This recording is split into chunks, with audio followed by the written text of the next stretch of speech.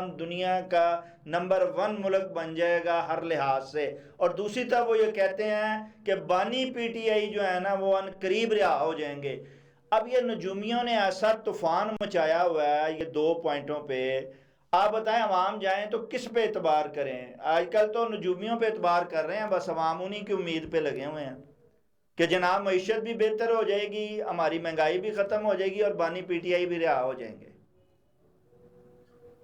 اچھا، پہلی بات یہ ہے ایسا کہ نجومیوں نے نہیں کہا تھا کہ آپ سیاست زدگان کی مدد نہ کریں، ٹھیک ہے۔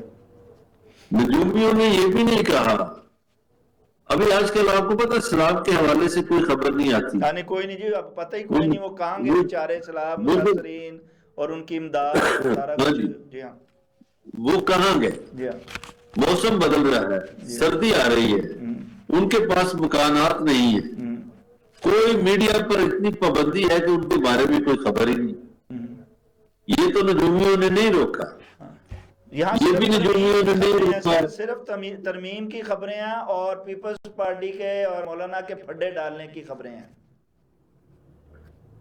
آپ جو بات نجومی کہہ رہے ہیں ٹھیک ہے جی، انہوں نے اندازے لگانے ہوتے ہیں، اندازے لگا لیے، لیکن 1 سال میں تو اتنا کرشماتی کام نہیں ہو سکتا ٹھیک ہے کہ 2025 میں ہماری معیشت ہچکیاں لے رہی ہو اور 2026 میں ہم کہیں جی بڑی مضبوط معیشت ہو گئی ہے۔ ٹھیک ہے، یہ 1 سال میں پاسبل نہیں ہے۔ جو بانی پی ٹی آئی کے حوالے سے ہے، دیکھیے ان پر کوئی اصل مقدمہ تو ہے نہیں، ٹھیک ہے، ان پر جھوٹے مقدمات ہیں اور ان کی بیل ہونی ہے۔